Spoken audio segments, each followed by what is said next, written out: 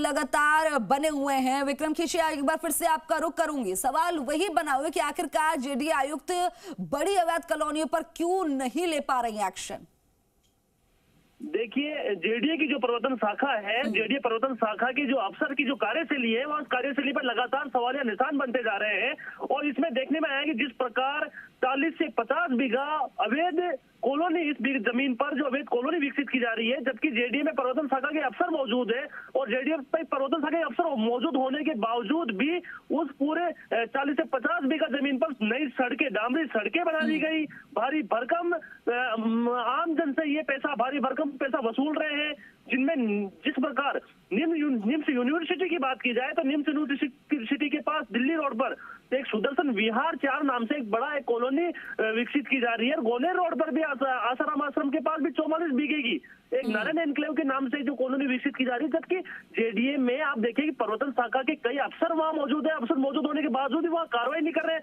जिसमें एक ये भी रिपोर्ट सामने आई कि प्रवर्तन शाखा की जो उपायुक्त है प्रियंका तलवानिया, उन्होंने भी रिपोर्ट भेजी। लेकिन आप देखें कि जब आका मेहरबान हो तो कार्रवाई करेगा कौन? ऐसे में उस उपायुक्त प्रियंका तलवानिया की रिपोर्ट को भी दरकिनार प्रवर्तन शाखा ने कर दिया है। ऐसे में कहीं ना कहीं जेडीसी और जो प्रवर्तन शाखा के जो मुखिया हैं, डीआईजी हैं, वो भी कहीं ना कहीं इन जो अवैध कॉलोनियों में जो कार्रवाइयां हैं उन पर कहीं लगाम नहीं लगा पा रहे। ऐसे आरोप उन पर लगातार लगते हुए नजर आ रहे हैं। लेकिन उपायुक्त की जिस प्रकार रिपोर्ट को दरकिनार किया, ये बड़ा सवाल बन रहा है कि जिस प्रकार जब निचले स्तर पर जो अधिकारी कार्रवाई करके ऊपर कार्रवाई के लिए प्रेषित कर रहे हैं, लेकिन उन कार्रवाइयों को अंजाम देने के बजाय उनको संरक्षण दे रहे हैं। ये बड़े लगातार सवाल बनते जा रहे हैं। जी बिल्कुल, लेकिन जेडीए देखिए जिस तरह से ये अपनी लापरवाही दिखा रहा है, एक्शन नहीं ले रही, चर्चा का विषय बना हुआ है। और आखिरकार इसके पीछे का खेल क्या है वो भी समझाइए।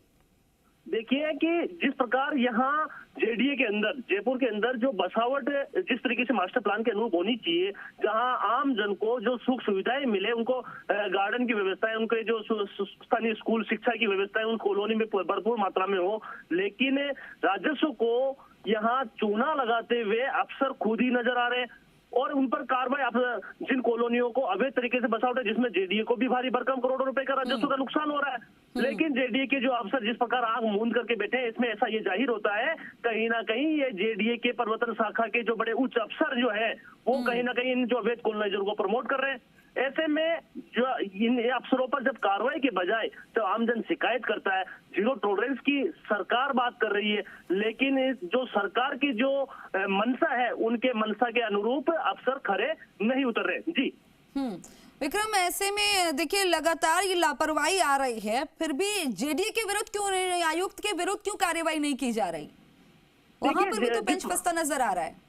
देखिए जिस प्रकार जो शिकायतों का जो पुलिंदा जेडीए के अंदर बनता जा रहा है और जेडीसी इन पर लगातार मॉनिटरिंग करने के बजाय उन पर कहीं ना कहीं टालमटोल कर रही है, इन पर सरकार को भी ध्यान देना चाहिए कि जिस प्रकार अगर शिकायतकर्ता डेमोलाइज हो जाएगा, शिकायतकर्ता यदि किसी प्रकार की कोई अनलीगल गतिविधियां हो रही है या राजस्व का नुकसान हो रहा है, तो उस पर कार्रवाई करने के बजाय उन पर केवल टालमटोल करे। और इसके लिए आप देखें कि राजस्थान के ठीक है, जानकारी साझा करने के लिए शुक्रिया आपका।